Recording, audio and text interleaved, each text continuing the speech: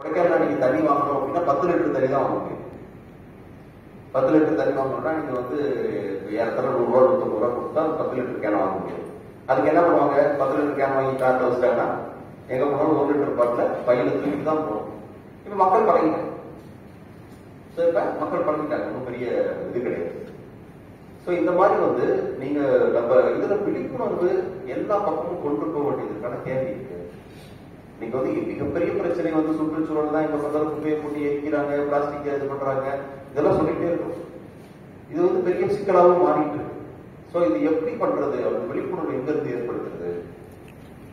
ஒரு அடுத்த வருஷம் ஒரு 30 ஆண்டுகள்லயாவது இதை கொஞ்சம் கொஞ்சமா மாற்ற முடியுமா? நிறைய இதுல இப்ப மாறி இருக்கு. முன்னாடி எல்லாம் திறந்த வெளி கழிப்பிடங்கள் வந்து திறந்த வெளி கழிப்பிடங்கள் ஒரு 30 ஆண்டுகளுக்கு முன்னாடி எல்லா கிராமங்களையும் 95 விழுக்காடு இருக்குது. 30 வருஷத்துக்கு முன்னாடி 40 ஆண்டுகளுக்கு முன்னாடிலாம் ஒரு வீடுகள்ல கிராமத்துல கழிப்பறை வீட்டுகள் இருக்குன்றது ஒரு அசௌகரியமான ஒரு பொருளா பார்த்துருக்காங்க. எப்படி வீட்டுக்குள்ள வந்து டாய்லெட் வைக்கிறது அப்படின்றது ஒரு பெரிய கொஸ்டினா இருக்கு. இன்னைக்கு வந்து எல்லாம் மாறி மக்களுடைய பிஹேவியர் சேஞ்ச் வந்துருச்சு. ஸோ இந்த பிஹேவியர் சேஞ்சை இதை நோக்கி கொண்டு போகும். அப்ப இது ஒரு விவாதமா சாதாரண ஒரு கிராமத்துல ஒரு வீட்டுல கூட இந்த பிளாஸ்டிக்கை பத்தி பேச வைக்கிறோம். இந்த பிளாஸ்டிக் ஒழிப்புன்றது ரொம்ப முக்கியம். அதுல குறிப்பா தமிழ்நாடு அரசுடைய மீண்டும் மஞ்சள் பை இயக்கம் வந்து ஒரு விழிப்புணர்வை ஏற்படுத்திருக்கு. சுற்றுச்சூழல் குறித்து நம்மளுடைய முக்கியத்துவத்தை பேசணும். அது வந்து ஒரு மக்கள் இயக்கமா மாறணும். அவருடைய தூய்மை பகுதியை இதுல வந்து பொதுமக்கள் டைரக்டாக அஃபெக்ட் ஆகும். இப்ப நீங்க வந்து ஒரு 20 ஆண்டுகளுக்கு முன்பாக 2020களில் ஆஸ்துமா நோயால் அவதிப்படக்கூடிய நோயாளிகளின் எண்ணிக்கை ரேஷியோ இன்றைய ரேஷியோ விட மிக குறைவு. 100ல ஒருத்தருக்கு ஆஸ்துமா பேஷண்ட் இருந்தாங்க, 100ல 6 பேர் ஆஸ்துமா பேஷண்ட் அல்லது நுரையீரல் சார்ந்த நோய்கள். இதுக்கு மிக முக்கியமான காரணி என்னன்னு பாத்தீங்கன்னா நம்மளுடைய சுற்றுச்சூழல் இருக்கக்கூடிய புகை. இன்னைக்கு ஒருத்தர் வந்து வீட்டை விட்டு கிளம்பி வேலைக்கு போயிட்டு வரணும் அப்படின்னா ஏறத்தாழ அவர் 3 சிகரெட் குடிக்கிறதுக்கு ஈக்குவலான உண்மையை அவர் சிகரெட் குடிக்கவே என்ன பண்றாரு? ஏறத்தாழ வீட்டுல இருந்து காலையில கிளம்பி அப்படியே ராஜபாளையம் பஸ் ஸ்டாண்டுக்கு போய் பஸ் எடுத்து நம்ம வேலைக்கு போயிட்டு திரும்ப வந்து இந்த புகை மட்டும் அது இல்லாமல் நுரையீரல் செல்லக்கூடிய கண்ணில் வரக்கூடிய தூசுகள் இருக்கு பார்த்தீங்களா, அது இன்னும் கொடுக்கும்.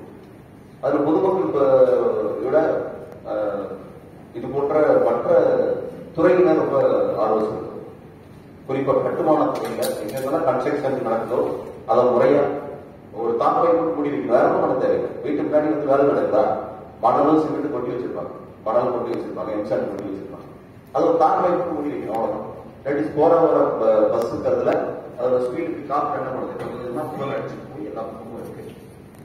இந்த மாதிரியான பல துறைகளை சார்ந்தவர்களுக்கு இது குறித்த விழிப்புணர்வு ஏற்படுத்துவது மிக அவசியம். ஒரு பக்கம் என்போர்ஸ்மெண்ட், அதனால மட்டுமே நம்ம நிறைய சாதிச்சிட முடியாது. அது ஒரு ரெகுலேட்டரி மெக்கானிசம். அதோடு சேர்ந்து பொதுமக்கள் இதை நாம் அதிகமாக நாம் வாழக்கூடிய பூமி, நாம் வாழக்கூடிய சுற்றுப்புறம். அப்ப இந்த முக்கியமா வந்து நிறைய மாணவர்களுக்கு நம்ம ட்ரெயின் பண்ணணும். இப்ப அங்கங்க நடத்துறோம். திடீர்னு வருஷத்துக்கு ஒரு வாட்டி ஃபாரஸ்ட் டிபார்ட்மெண்ட் 100 பேர் கூட்டிட்டு போவாங்க, எஜுகேஷன் டிபார்ட்மெண்ட் ஏதாவது ஒரு ஸ்கீம்ல 100 பேர் கூட்டிட்டு போவாங்க. ஸோ அந்த மாதிரிலாம் இல்லை. இப்ப நம்ம மாவட்டத்துல ஏறத்தாழ மாணவர்கள் 1 லட்சம் மாணவர்கள் படிக்கிறாங்க. 6ஆம் கிளாஸ்ல இருந்து 1 லட்சம் 1,4 லட்சம் பேர் படிக்கிறாங்க. ஸோ இந்த மாணவர்கள் 1,4 லட்சம் பேருக்கு மாதிரியான ஒரு டெக்னிக்கல் ட்ரைனிங் கொடுக்கறது மூலமா நீங்க 1,4 லட்சம் ஃபேமிலியே அதை பத்தி நம்ம பேசுறோம். அதுல கொஞ்சம் லீடர்ஸ் போவாங்க. இப்ப இதை வந்து நம்ம ஒரு மாநிலத்துல இது மாதிரி வந்து ஒரு மாஸ் லெவல் ட்ரைனிங் ப்ரோக்ராம்கான ஸ்ட்ரக்சர்ட் மாடல் இல்லை. ஸோ அதுதான் உருவாக்கிக்கணும்.